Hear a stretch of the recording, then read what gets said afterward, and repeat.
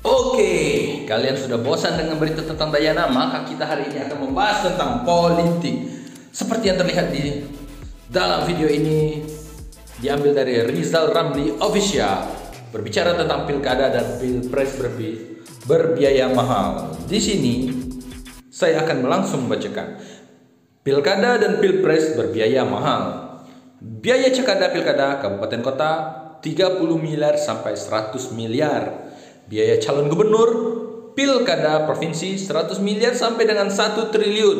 Biaya capres 3 triliun sampai dengan 10 triliun. Menjadi pasar menggiurkan para cukong oligarki ekonomi. Untuk membeli pemilu demi akses bisnis dari APBN yang mencapai lebih dari 2.300 triliun dan APBD yang mencapai lebih dari 500 triliun. Ubedillah Badrun, dosen sosiologi UNJ. Mari kita diskusikan ini. Pertama kita akan membahas tentang kabupaten kota 30 miliar sampai 100 miliar. Oke, mungkin biaya itu benar tetapi tidak 100% benar. Karena apa? Kota-kota ini banyak macam ragamnya. Ketika kita berbicara di daerah Papua bisa jadi karena daerahnya jauh.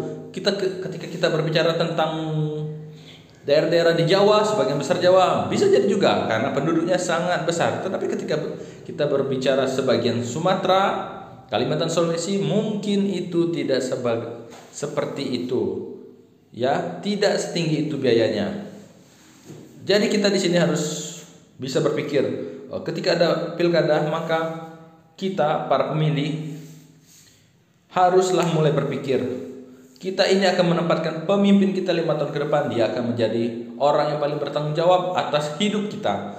Sebagian besar orang beranggapan tidak peduli tentang pilkada. Tapi kalian salah.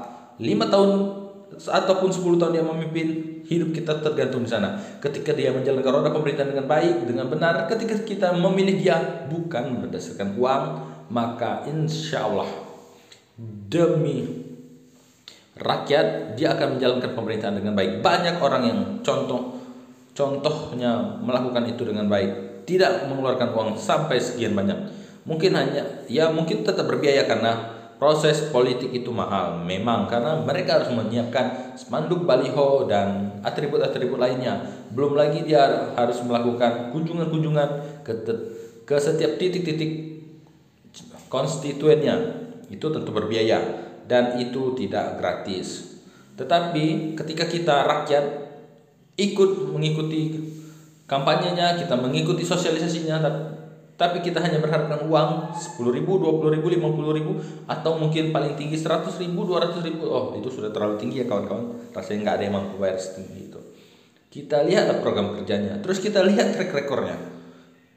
Itu yang harus mulai disadari oleh para pemilih. Kita lihat track recordnya, kita lihat jejak rekam karirnya, dan kita lihat mereka secara keseluruhan. Jangan hanya melihat dia individu, tapi juga lihat ke dalam keluarganya, bagaimana dia di keluarganya. Bukan berarti orang yang broken home itu jelek, tapi minimal kita ada satu dasar. Karena kenapa kita memilih dia? Seperti yang kalian ketahui, calon itu biasanya tidak tunggal. Kalaupun ada calon tunggal itu biasanya di periode kedua. Karena apa? Banyak calon yang merasa petahana sudah melakukan kewajibannya dengan baik, melakukan janji-janjinya dengan baik, maka tidak ada pesaing yang ingin ikut berpartisipasi. Karena apa? Karena biayanya mahal. Next part 2.